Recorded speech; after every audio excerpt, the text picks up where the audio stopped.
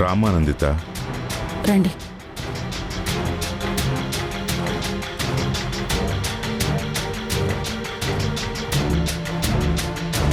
దేని గురించి ఆలోచిస్తున్నావు? ఏమని చెప్పమంటారు? ఇదిగో, ఎవరు ఎన్ని పన్నాగాలు పన్నినా ఎలా ఉన్నాను. వెతికిన ప్రశ్నలకి సమాధానాలు దొరికాయి.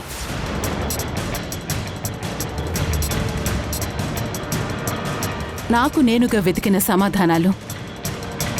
నా వెనక ఎవరు వెన్నుపోటు పొడిచారు, ఇన్నాళ్ళు భ్రమలో ఎలా పెట్టారు, ఉన్న మనుషుల్ని లేరని ఎలా నమ్మించారు,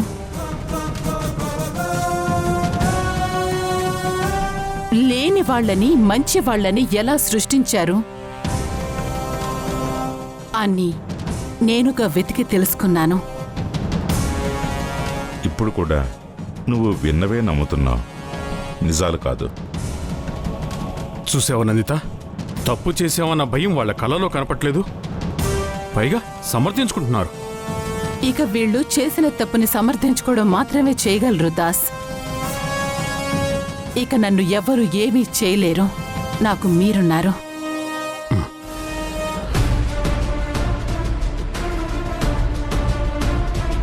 ఒకటి గుర్తుపెట్టుకోండి రాజీవ్, తప్పు చేయటమే కాదు, ఆ తప్పుకి సహకరించడం కూడా పెద్ద తప్పే అవుతుంది. ఆ మల్లిక చేస్తున్న తప్పుల్ని మీరు పక్కన ఉండి సమర్థిస్తున్నారు. ఈ విషయానికి మీరు ఖచ్చితంగా సమాధానం చెప్పి తీరాల్సుంటుంది. నువ్వు అడిగే ప్రతి ప్రశ్నకి నా దగ్గర సమాధానం ఉంది నందిత.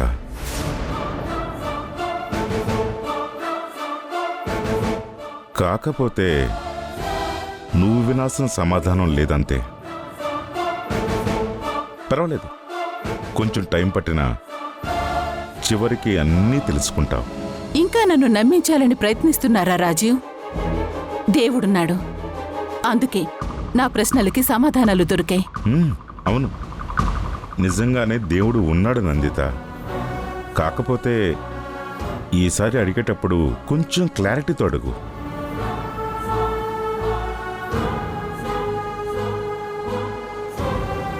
ఈసారి నీ ప్రశ్నలకి సమాధానం కాకుండా నీ సమస్యలకి పరిష్కారం అడుగు. నీకు నువ్వే మేలు చేసుకున్న దానివి అవుతావు.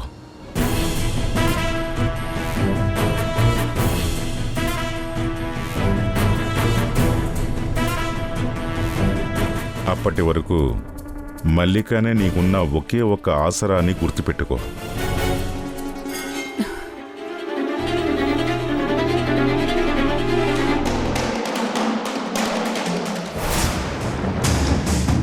ఆ అమ్మాయినా నీ కూతురు?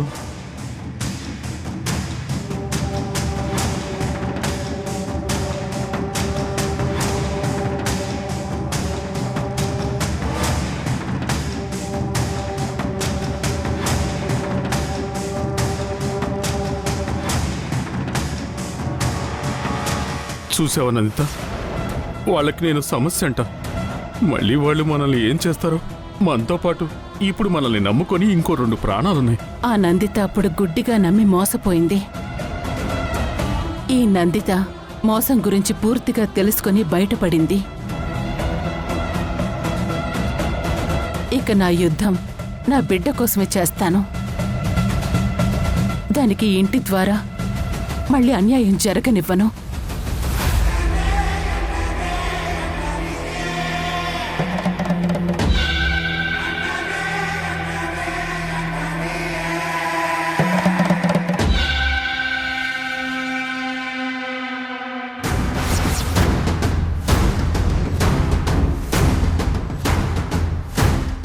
ఈసారి నీ కూతురు వసుంధరకి ఈ ఇంటిలో వాళ్ళ ద్వారా కాదు, నీ ద్వారా అన్యాయం చేపిస్తాను చూడు. ఈ ఆట చూస్తుంటే చాలా మజా వస్తుంది నందిత. నీ వేలితోనే నీ కన్ను పొడిపించడం ఇది కదా ఇన్నాళ్ళు నేను ఎదురు చూసింది.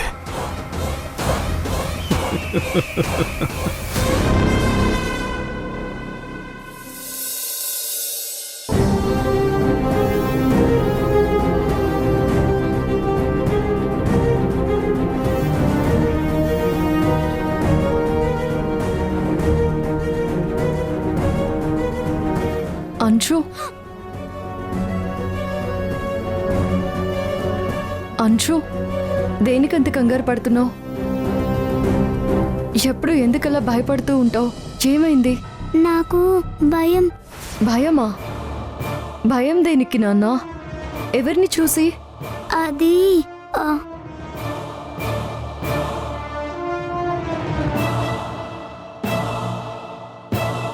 అంశు, నేను అసలు ఇలా ఊహించలేదు తెలుసా? ఏంటి? కూర్చో చెప్తాను, రా.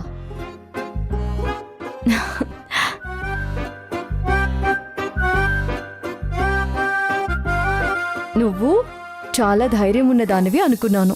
ఎందుకు? మరి నేను ఆ రోజు ఇంట్లో నుంచి వెళ్ళిపోతుంటే అంతమంది ముందు నన్ను ఉండమని అడిగింది నువ్వే కదా. ఆ క్షణంలో నువ్వు నాకు పెద్ద హీరోలా కనిపించావు తెలుసా? అవునా? అవును, మరి నీలో ఏదో మ్యాజిక్ ఉంది. ఇంట్లో అంతమంది అడిగినా నేను వెళ్ళిపోదామని అనుకున్నాను, కానీ నువ్వు ఒక్క మాట అడగగానే ఉండిపోయాను. నిజంగా నా కోసమే ఉన్నారా? ఎందుకు?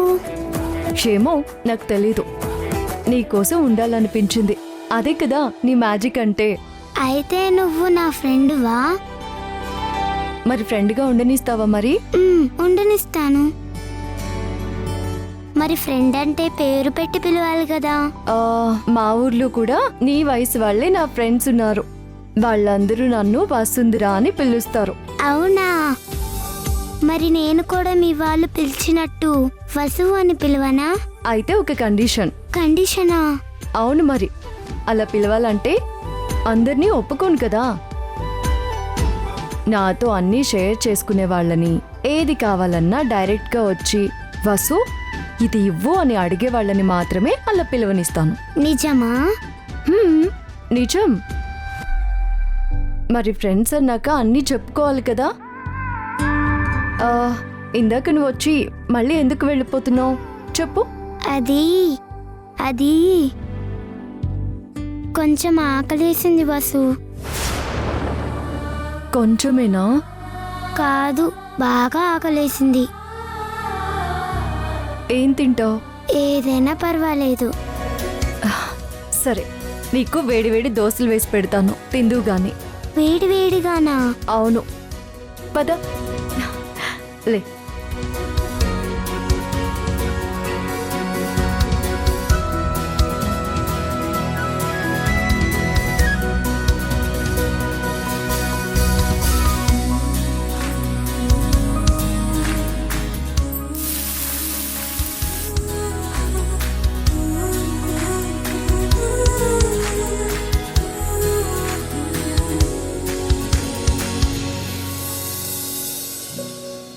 చట్నీ వద్దు. సరే, ఉత్తదే తిందువు గాని. అందరూ ఎదురు దెబ్బలు తినే కొద్దీ ఎదుటివారు కొడితే తిరిగి కొట్టడమే ధైర్యం అని అనుకుంటూ బతికేస్తున్నాం. బావుందా? ఇంకొకటి వైనా?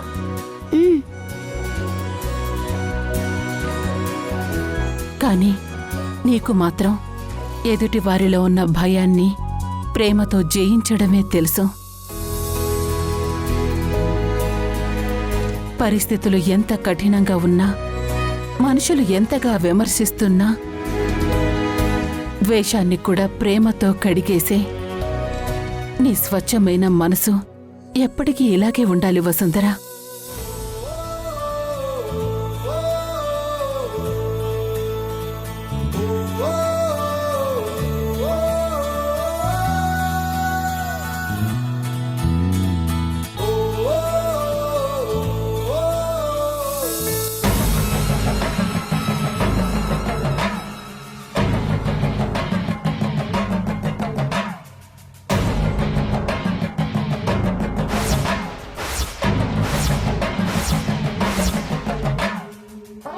ఇచ్చింది ఒకటే పనే, ఆ కుటుంబాన్ని ముక్కలు చేయమని.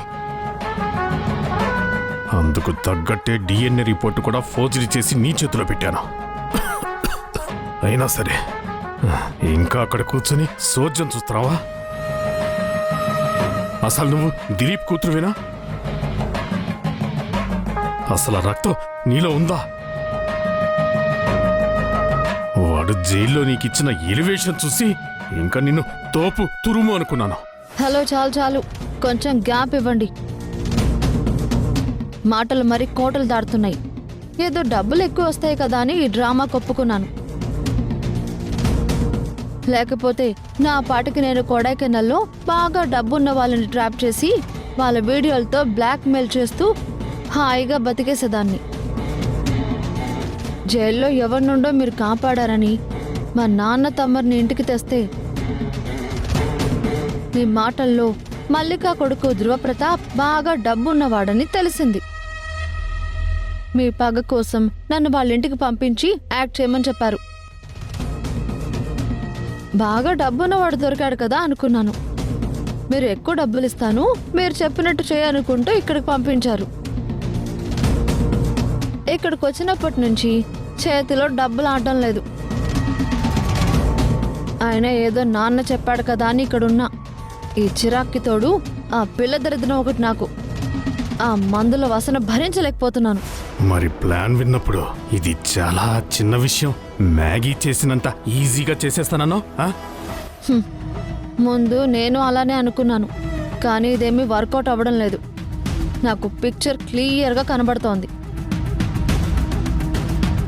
ఏదో ఒకటి చేసి ఆ వసుంధరకి ధ్రువకి మధ్య గ్యాప్ క్రియేట్ చేస్తే పనైపోతుంది కదా అని దిగాను. అదొక తేడా ఫ్యామిలీ అండి బాబు. ఏ ఇంట్లోనైనా అత్తా కోడళ్ళ మధ్య చిన్న అగ్గిపుల్ల వేస్తే అది అగ్ని పర్వతం అవుతుంది. కానీ ఆ కొంపలో అత్తా కోడళ్ళు ఒకరికొకరు వెన్నెముకలా నిలబడతారు. అది మరీ విడ్డూరంగా ఉంది. ఇక ధ్రువ అయితే ప్లే బాయ్ అన్నావు.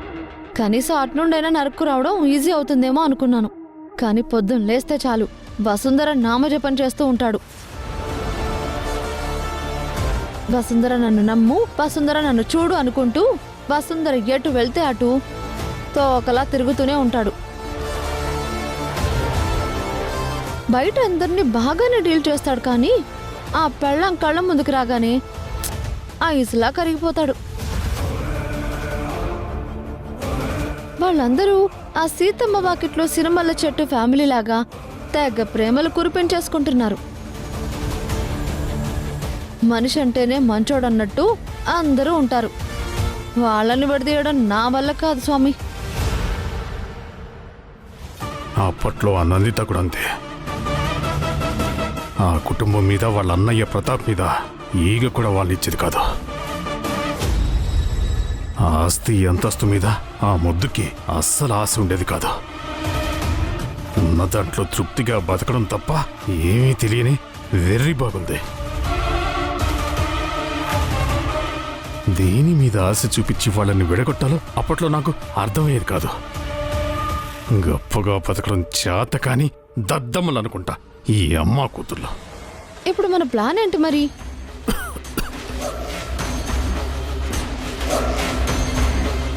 ఇక్కడ వసుంధర ఆ కుటుంబాన్ని ఒక తాటికి తెచ్చి కలిపే దారం అని క్లియర్గా అర్థమవుతుంది. వాళ్ళకి మనం ఏ సమస్య సృష్టించినా వసుంధర మళ్ళీ వాళ్ళందరినీ కలిపేస్తుంది. కాబట్టి మనం ఆ దారాన్ని తెంపాలి.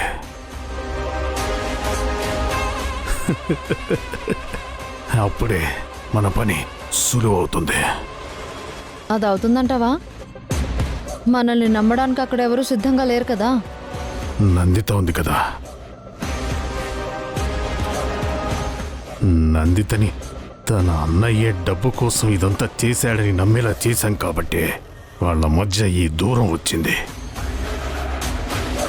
వాళ్ళు ఎమోషనల్గా ఉన్నప్పుడే మనం మన ప్లాన్ని అమలు చేయాలి. ఒకసారి వాళ్ళు బుర్రకి పని చెప్పడం మొదలు పెట్టారో మనం ఎంత బలంగా బంతిని విసిరితే అంత బలంగా అది మనకే తగులుతుంది. అవును, నిజమే. ఆ ధృవ కూడా ఏదో గోతికాడ నక్కలా ఎదురు చూస్తూ ఉన్నాడు. ఒక చిన్న ఆధారం దొరికినా చాలు, మన పని ఖతమే. వాడు వసుంధరకి ఒక కవచంలా కాపలాగా ఉన్నాడు. ఆ ఇంట్లో నుండి ఆ వసుంధర బయటికి వెళ్తే తప్ప ఆ కుటుంబం చల్లాచెదరవదు. కానీ వాళ్ళని ఈ పరిస్థితుల్లో వదిలి ఆ వసుంధర వెళ్ళదు. వాళ్ళు వసుంధరని ఎట్టి పరిస్థితుల్లోనూ వెళ్ళనివ్వరు.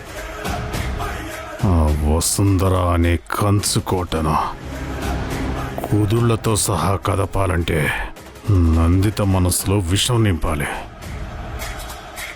వసుంధర ఉనికి తన కూతురు జీవితానికి అడ్డు అని నందిత ఫీల్ అవ్వాలి.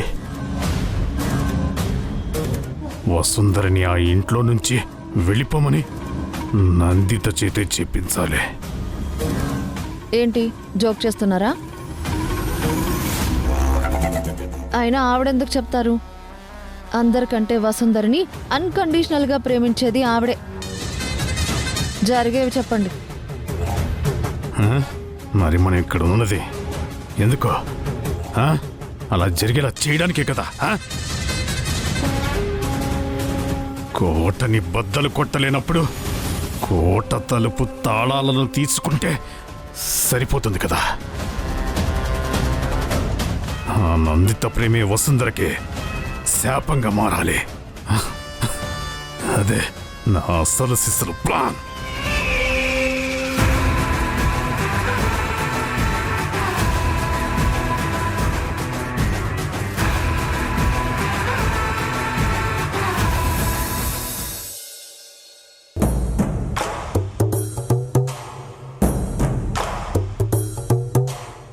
వసుంధరని ఆ ఇంట్లో నుంచి వెళ్ళిపోమని నందిత చేతే చెప్పించాలి.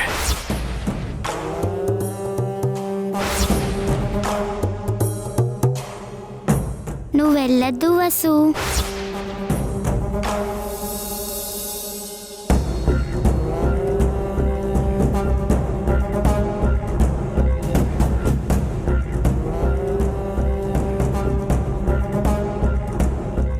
అక్కడే ఆగిపోయావేంటి నాన్న? లోపలికి రా. నీకోసం నేను ఎంతసేపటి నుంచి ఎదురు చూస్తున్నానో తెలుసా? రా.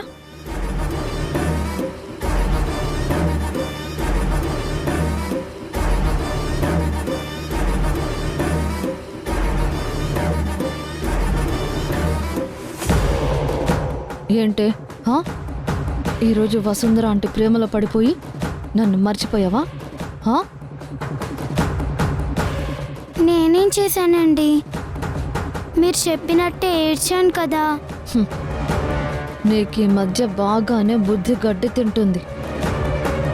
రోడ్డు మీద కుక్కలకి వేసే ఎంగిలి మెతుకుల కోసం అడుక్కు తింటుంటే నిన్ను తీసుకొచ్చి ఏసీ గదుల్లో కూర్చోబెట్టింది ఎందుకు? నా మాట వింటావనేనా? లేదండి, నాకు భయంగా ఉంది. నన్ను మా అమ్మ దగ్గర పంపించేయండి. నేను ఇక్కడ ఉండలేను. మీ అమ్మ మీ నాన్న వాళ్ళకి నువ్వు చచ్చావో బతికావో కూడా అనవసరం అంశు. నేను నిన్ను తీసుకొచ్చేటప్పుడే వాళ్ళు నిన్ను అమ్మేశారు. నువ్విప్పుడు నాకు మాత్రమే సొంతం. నేను నిన్ను కాపాడాలని అనుకున్నా ఆపేవాడు లేడు. చంపినా అడిగేవాడు లేడు. నీ గుండె ఆపరేషన్కి డబ్బులు ఎక్కడి నుంచి వస్తాయి అనుకున్నావు? నా వల్లే వస్తాయి. ఏవండి, మీరు చెప్పినట్టే చేస్తున్నాను కదా. ప్లీజ్ అండి, నన్ను వదిలేయండి. వదిలేయాలా? ఈరోజు ఆ వసుంధర దాని మా నాన్న అది వెళ్ళిపోతుంటే పిలిచి మరీ ఉండమంటావా? నీ ఆస్కార్ పర్ఫార్మెన్స్లు నా దగ్గర వద్దు. సారీ అండి, ఇంకెప్పుడు కూడా చేయను. ఏయ్, సారీ చెప్తే సరిపోదు, శిక్ష అనుభవించాలి.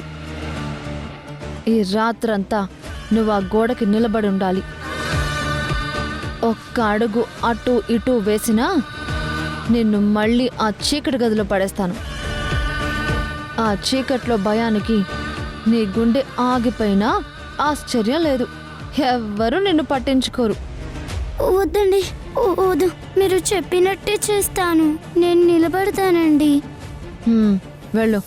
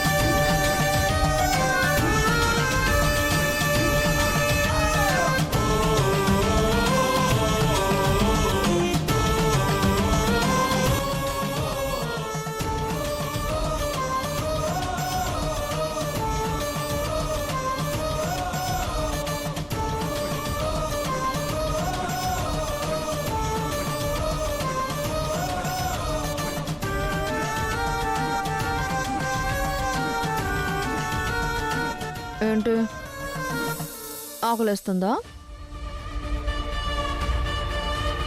హాస్పిటల్లో డాక్టర్లు ఏం చెప్పారో తెలుసా? నీకు అసలు ఆకలే వేయకూడదంట. తింటే తింటే నీ గుండె తట్టుకోలేదంట. అందుకే ఈ రాత్రికి నీకు తిండి లేదు. కేవలం ఆ గోడకు ఆనుకుని చూస్తూ నిలబడు.